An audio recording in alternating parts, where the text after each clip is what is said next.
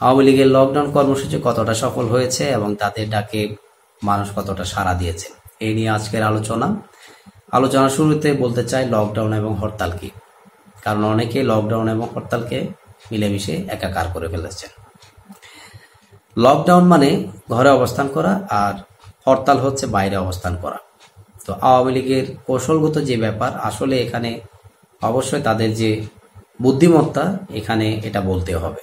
কারণ তারা চাইলে হরতাল দিতে পারতো, কিন্তু হরতাল না দিয়ে দিয়েছে লকডাউন।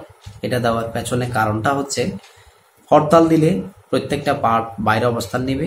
আসলে প্রকৃত জনগণ তাদেরকে চায় কিনা বা আওয়ামী লীগের অ্যাপিল আছে কিনা এই বিষয়টা বোঝাটা একটু ক্রিটিক্যাল হয়ে যায়। তো সেই জায়গায় তারা লকডাউন কর্মসূচি দিয়েছে এবং লকডাউনে ঢাকা শহরের যে দৃশ্য সেটা বলতে হলে একেবারে ফকফকা। সেই সাথে রয়েছে বাইরের যে ব্যাপার, অন্যান্য জেলার অর্থাৎ দক্ষিণবঙ্গ, গাজীপুর, কুমিল্লা সহ সারা দেশে যে চিত্র, সেটা তাদের যে নেতাকর্মীর অবস্থান কর্মসূচি সামাজিক যোগাযোগের মাধ্যমে দেখা গিয়েছে, আপনারাও দেখেছেন, আমরাও দেখেছি। এখন আওয়ামী লীগের এই লকডাউন কর্মসূচিকে আপনি যদি মূল্যায়ন করতে যান বা এখানে যদি সফলতা বা ব্যর্থতা খুঁজতে যান, তাহলে আপনাকে আওয়ামী লীগ বিদ্বেষ যে ব্যাপারটা সেটাকে বাদ দিয়ে নিউট্রালাইজ যে ব্যাপারটা আছে সেখানে অবস্থান নিতে হবে। এবং সেখানে অবস্থান নিয়ে আপনি যদি দেখেন, তাহলে ঢাকার যে চিত্র, সে চিত্রের যে প্রতিফলন, এখানে আওয়ামী লীগকে ব্যর্থ বলার কোনো সুযোগ নেই। ঢাকার বাইরে যে ব্যাপারটা আমি বলতে চাই না, কারণ আওয়ামী লীগ, বিএনপি এগুলো বড় দল এবং বড় দল হিসেবে আওয়ামী লীগ অনেক পুরনো এবং সারা দেশে তাদের নেতাকর্মী সমর্থক প্রচুর রয়েছে। যে কোনো স্থানে তারা অবস্থান কর্মসূচি পালন করতে পারে, এটা খুব একটা কমন একটা ব্যাপার এবং সেটা তারা করেছে ঢাকার বাইরে। কিন্তু এই কর্মসূচিটা ছিল ঢাকাকে ঘিরে। ঢাকার যে সমস্ত বিরোধী জোট বা পক্ষ মনে করেছে আওয়ামী লীগ হরতালের নিয়ে একেবারে মাঠে ময়দানে ঢাকা শহর জুড়ে তাণ্ডব চালাবে, ধাওয়া পাল্টা দেওয়া হবে ইত্যাদি ইত্যাদি, আসলে সবাইকে একেবারে নাকচ করে দিয়ে তারা যে অবস্থান কর্মসূচি, লকডাউন কর্মসূচি দিয়েছে সেটা সফলভাবে বৈতরণী পার করেছে। এখন এই সফলতার বিষয়টা কেন বললাম, দেখেন সারাদিনের যে চিত্র, সেখানে সীমিত সংখ্যক গণপরিবহন চলেছে এবং কিছু প্রাইভেট গাড়ি চলাচল করতে দেখা গেছে।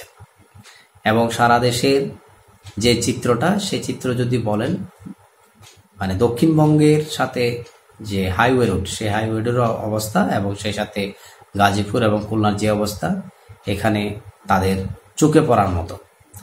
এবং সেই সাথে যদি আরও কিছু ব্যাপার দেখেন, যে সরকার বিএনপির যে দাবি, অর্থাৎ বিএনপি তারা গণভোট এবং নির্বাচন একই দিনে চায়, জামায়াত নির্বাচনের আগে গণভোট চাই। এখন জামায়াতের দাবিকে উপেক্ষা করে বিএনপির যে দাবি সেটাকে প্রধান উপদেষ্টার বক্তব্যে ফুটিয়ে তুলেছেন। তার মানে তাদের যে দাবি এখানে প্রকাশ হয়ে গেছে, অর্থাৎ বিএনপির দাবির সাথে প্রধান উপদেষ্টার বক্তব্য মিলেমিশে একাকার হয়ে গেছে।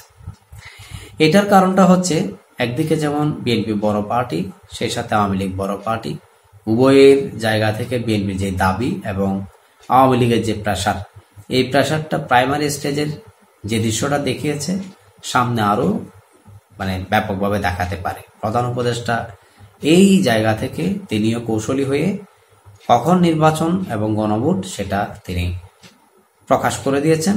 এক্ষেত্রে জামায়াতের নিন্দা করলেও বিএনপি তারা কিন্তু স্বাগত জানিয়েছে। তো যাই হোক, এই ব্যাপারগুলো সাথে মেন যে স্ট্রিমের ব্যাপারটা, সেটা হচ্ছে জনগণ যেহেতু তাদের ডাকের যে ব্যাপারটা সেটা সাড়া দিয়েছে কিনা বুঝতে হলে জনগণের যে উপস্থিতি সেটা সারাদিন বা মুভমেন্ট সেটা কতটা ছিল সেটা প্রমাণ করে।